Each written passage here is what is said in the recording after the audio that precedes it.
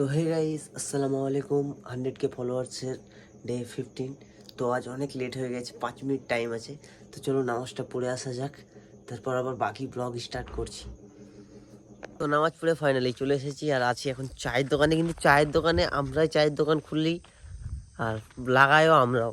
আর চা যে করবে সেই নাই, দেখতে পাচ্ছ দোকানে কেউ আছে? তো চাওয়ালাকে ডেকে আসলাম, দিয়ে চা খাবো এখানে বসে। এখানে বসি প্রায় 1-1.5 ঘন্টা সব বন্ধুরা। তো এখানেই সব কমেডি রিলগুলোও পোস্ট হয় আমাদের। আমার ব্লগ এখান থেকে পোস্ট করি বসে বসে আমি।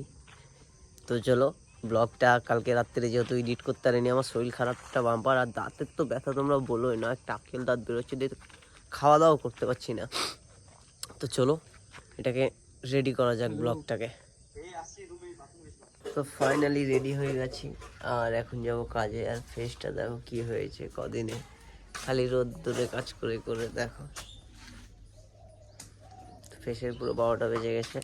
তো চলো কাজে বেরোনো যাক, সব রেডি, ব্যাগ গাড়ি মারি নিয়ে রেডি। তো চলো কাজে যাওয়া যাক। আর আজকে শ্রাবণের প্রচণ্ড পেটে ব্যথা, শরীর খারাপ করছে, তো আজকে ব্লগ করা হয়নি, ওর জন্য ওকে নিয়েও কাঁদছে শুয়ে শুয়ে। তো চলো গাইস, চলে এসেছি কাজের সাইডে আর দুটো বানুয়ার লেবার নিয়ে এসেছি, একদম বানুয়া, চাই বানুয়া। তো তোমাদেরকে দেখাচ্ছি লেবার দুটাকে, থামো। যদি তোমাদের জীবনে পড়ে তোমাদের জীবনটা বরবাদ হয়ে যাবে একদম।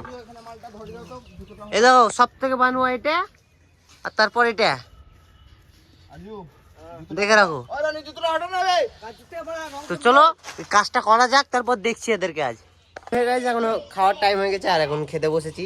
আর আজকের একটা অ্যান্টিক জিনিস হয়ে গেছে, তো চলো তোমাদেরকে ওটাই দেখাই আগে। তো এটাও ডিম দিয়ে আলু দিয়ে ভাজা, এটাও ডিম দিয়ে আলু দিয়ে ভাজা, এটাও ডিম দিয়ে আলু দিয়ে ভাজা। 1 নম্বর, 2 নম্বর ওয়ান্টেড, আর 3 নম্বর আমার।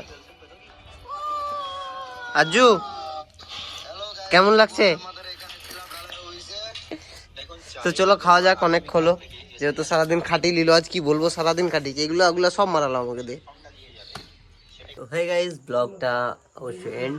তো চলো অবশ্যই ভালো লাগলে ফলো করবে, লাইক করবে। তো চলো টাটা, দেখা হচ্ছে কালকের ব্লগে।